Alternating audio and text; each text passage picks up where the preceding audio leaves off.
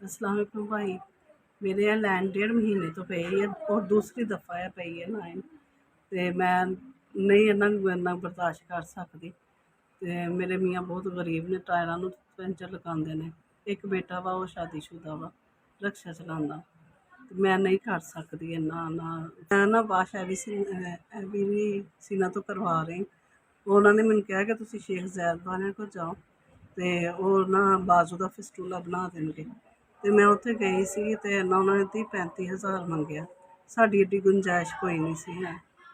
ਤੇ ਇਸ ਤਰ੍ਹਾਂ ਕਹਿ ਕੁਆ ਕੇ ਸਿਫਾਰਿਸ਼ ਪਵਾ ਕੇ ਉਹਨਾਂ ਨੇ 20,000-15,000 ਦਾ ਖਰਚਾ ਦੱਸਿਆ। ਤੇ ਕਹਿੰਦੇ ਜਦੋਂ ਹੋ ਜਾਏਗਾ ਤੁਹਾਡੇ ਕੋਲ ਪੈਸੇ ਤੇ ਆ ਜਾਣਾ, ਅਸੀਂ ਤੁਹਾਨੂੰ ਫਿਸਟੂਲਾ ਵੀ ਬਣਾ ਦਾਂਗੇ, 2 ਦਿਨ ਉੱਥੇ ਹਸਪਤਾਲ ਦਾਖਲ ਰੱਖਾਂਗੇ, ਫਿਰ 40 ਦਿਨ ਬਾਅਦ ਤੁਹਾਡਾ ਫਿਸਟੂਲਾ ਚੱਲ ਜਾਏਗਾ। ਮੈਂ ਨਾ ਅਗਰ ਮੈਨੂੰ ਤੁਸੀਂ ਮਦਦ ਮੇਰੀ ਕਰ ਦੋਗੇ, ਪੈਸਿਆਂ ਦਾ ਇੰਤਜ਼ਾਮ ਹੋ ਜਾਏਗਾ ਤੇ ਮੈਂ ਸੁਬਾਹ ਹੀ ਚਲੀ ਜਾਊਂਗੀ। ਇਹ ਨਾਲੀ ਵੀ ਕਢਵਾ ਲਾਂਗੇ ਤੇ ਫਿਸਟੂਲਾ ਬਾਜ਼ੂ ਦਾ ਬਣ ਜਾਏਗਾ। ਉਹਨੂੰ ਚੱਲਦੇ ਵੀ 40 ਦਿਨ ਲੈਂਦੇ ਨੇ। ਮੈਂ ਜ਼ਿਆਦਾ ਤਕਲੀਫ ਨਹੀਂ ਬਰਦਾਸ਼ਤ ਕਰ ਸਕਦੀ। ਭੈਣ, ਮੇਰੀ ਤੁਸੀਂ ਮਦਦ ਕੀਤੀ ਹੈਗੀ ਹੈ। 15,000 ਰੁਪਇਆ ਤੁਸੀਂ ਮੈਨੂੰ ਭੇਜਿਆ, ਉਹਦਾ ਬਹੁਤ ਬਹੁਤ ਸ਼ੁਕਰੀਆ। ਮੈਂ ਆਪਣੇ ਬਾਜ਼ੂ ਦਾ ਆਪਰੇਸ਼ਨ ਕਰਵਾਵਾਂਗੀ, ਫਿਸਟੂਲਾ ਬਣਵਾਉਂਗੀ ਸੁਬਾਹ ਜਾ ਕੇ, ਤੇ ਇਨਸ਼ਾਅੱਲਾ ਮੈਂ ਤੁਹਾਡੇ ਬੱਚੇ ਨੂੰ ਹਮੇਸ਼ਾ ਦੁਆਵਾਂ ਦੇਵਾਂਗੀ ਵੀ ਤੇ ਦਿੰਦੀ ਰਵਾਂਗੀ। ਤੁਸੀਂ ਬਹੁਤ ਮੇਰੀ ਮਦਦ ਕਰ ਰਹੇ ਹੈਗੇ। ਅੱਲਾਹ ਤੁਹਾਨੂੰ ਸਲਾਮਤ ਰੱਖੇ। ਬਹੁਤ ਨੇਕ ਕੰਮ ਕਰ ਰਹੇ।